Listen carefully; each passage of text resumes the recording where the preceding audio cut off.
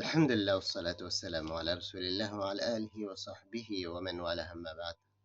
প্রিয় মুসলিম ভাই বোনেরা, আজকে আপনাদের সামনে নিরাপত্তা বিষয় আর সামাজিক যোগাযোগ মাধ্যম নিয়ে আলোচনা করব ইনশাআল্লাহ। নিরাপত্তা যে আল্লাহ তাআলার পক্ষ থেকে কত বড় নিয়ামত, যারা নিরাপত্তাহীনতায় ভোগে তারাই জানে। আমাদেরকে ২ টি বিষয় অবশ্যই লক্ষণীয় রাখতে হবে।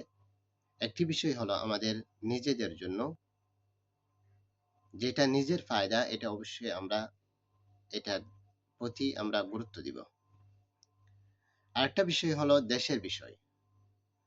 দেশের বিষয় এবং জনগণের বিষয়। দেশের বিষয় আর যদি জনগণের বিষয় হয়, আবার যদি দ্বীনের বিষয় হয়, তাহলে যদি আমরা যদি আলেম না হই, অথবা আমরা যদি হাকিম আমির না হই, এই বিষয়গুলোকে এড়িয়ে চলব। আল্লাহ তাআলা বলেন, وَإِذَا جَاءَهُمْ أَمْرٌ مِّنَ الْأَمْنِ أَوِ الْخَوْفِ أَذَاعُوا بِهِ وَلَوْ رَدُّوهُ إِلَى الرَّسُولِ وَإِلَى أُولِي الْأَمْرِ مِنْهُمْ لَعَلِمَهُ الَّذِينَ يَسْتَنبِطُونَهُ مِنْهُمْ ولولا فضل الله عليكم ورحمته لاتبعتم الشيطان إلا قليلا। তাদের কাছে যদি কোনো নিরাপত্তা অথবা ভয়ের কোনো খবর আসে, তারা এটা তাহকিক না করিয়ে, যাচাই বাছাই না করিয়ে সাথে সাথে প্রকাশ করে দেয়। অথচ এই ধরনের বিষয়, আল্লাহর হুকুম হলো আল্লাহ রসুলের কাছে কানে পৌঁছে দেওয়া। দ্বিতীয় হলো, আল্লাহ রসুল যদি না থাকে তাহলে উলুল আমরের কাছে পৌঁছে দেওয়া। উলুল আমর বলতে হাকিম, বাদশাহ, তাদের কানে পৌঁছে দেওয়া। অথবা যদি দ্বীনি বিষয় হয়, তাহলে উলুল আমর বলতে উলামায়ে কেরামের কাছে পৌঁছে দেওয়া, সাথে সাথে প্রকাশ না করা। তাহলে আমাদের এখন বর্তমান যে পরিস্থিতি চলতেছে, এই ধরনের পরিস্থিতিতে আমরা জানি যে এই পরিস্থিতি চলতেছে, এই পরিস্থিতিতে যে কোনো ধরনের পোস্ট আমরা না করা প্রয়োজন। কোনো পক্ষ না নিয়ে আমাদের এড়িয়ে চলা, এটাই প্রয়োজন। আমরা যদি পক্ষ নিই, তাহলে একটা বিষয় লক্ষ্য রাখতে হবে, আমরা আহলে সুন্নাত ওয়াল জামাআহ, আমরা সুন্নি মুসলমানদের অবশ্যই পক্ষ নিতে হবে। আমরা কোনো মুনাফিকের পক্ষ না নিয়ে চলতে হবে।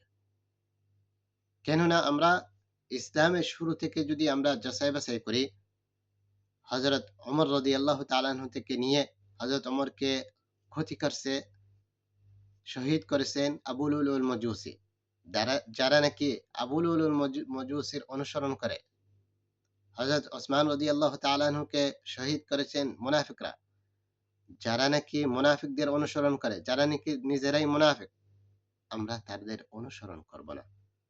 আমরা ইসলামের শুরু থেকে নিয়ে আজ পর্যন্ত যদি দেখি, ইসলামের ক্ষতি কারা বেশি করেছে, কাফেররা নাকি মুনাফিকরা? আমরা দেখব মুনাফিকরাই বেশি করছে। ফিলিস্তিনের মধ্যে ১ লক্ষ মুসলমান শহীদ হয়েছে ইহুদিদের হাতে। আর সিরিয়ার মধ্যে ১০ লক্ষ মুসলমানকে শহীদ করা হয়েছে কাদের হাতে?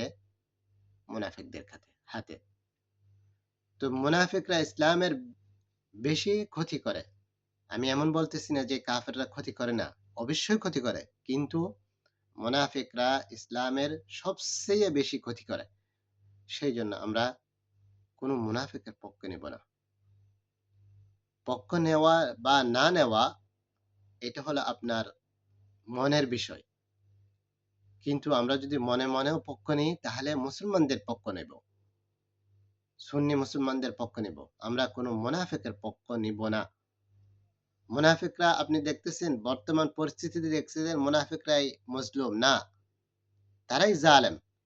তারাই সিরিয়ার মধ্যে বলছি ১০ লক্ষ মুসলমানকে শহীদ করেছেন, ইরাকের মধ্যে শহীদ করেছেন, এবং আপনি যদি বিভিন্ন ঘটনা দেখেন, তারাই ইসলামের ক্ষতি করছেন। বর্তমানেও আমরা যেটা বাহ্যিক দিক দিয়ে দেখতেছি, তারা মজলুম। কিন্তু আপনি যদি ভালো করে বিষয়গুলো দেখেন, তারা কখনো মজলুম না, তারা জালেমই ছিল এবং পরবর্তীতেও জালেম হবে। সেজন্য আমরা অবশ্যই সুন্নি মুসলমানদের পক্ষ নিব। আমরা অবশ্যই যাদের আমরা নুন খাচ্ছি তাদের গুণ গাইতে হবে। এমন করবেন না যে আমরা নিজের ঘরে বসে নিজের পায়ে কোড়াল মারতেছি, নিজের উপর নিজের পায়ে কোড়াল মারতেছি, এমন কেউ করবেন না। কতগুলি বিষয় আছে সামাজিক যোগাযোগ মাধ্যম। আমরা সামাজিক যোগাযোগ মাধ্যমে তাদের পক্ষ নিয়ে পোস্ট করতেছি, তাদের ভিডিও প্রচার করতেছি না, এখন এটা কখনো করব না। আরেকটি বিষয় হলো আমরা যেখানেই থাকি না কেন যে কোনো ধরনের পিকচার, ভিডিও এগুলো থেকে অবশ্যই বিরত থাকবো। কেননা বর্তমান আপনার পিকচার দিয়ে, আপনার ভিডিও দিয়ে তারা আপনার স্থানকে নির্ণয় করে সেখানে আপনার ক্ষতি করার চেষ্টা করবে। সেই জন্য আমরা এই ধরনের বিষয় থেকে অবশ্যই দূরে থাকবো। আমাদের কাজ হলো আমরা নিজেদের জন্য কাজ করা এবং দেশের জন্য দোয়া করা, এবং আমরা বেশি একটি দোয়া পড়ার জন্য আমি অনুরোধ করব, সেটা হলো আমরা সবাই হাসবুনাল্লাহু ওয়া নি'মাল ওয়াকিল পড়ি। এটা পড়লে আল্লাহ তাআলা দুশমনের দিলের মধ্যে ভয় ঢুকিয়ে দিবে। আমরা সবাই এই দোয়াটা পড়ার চেষ্টা করি।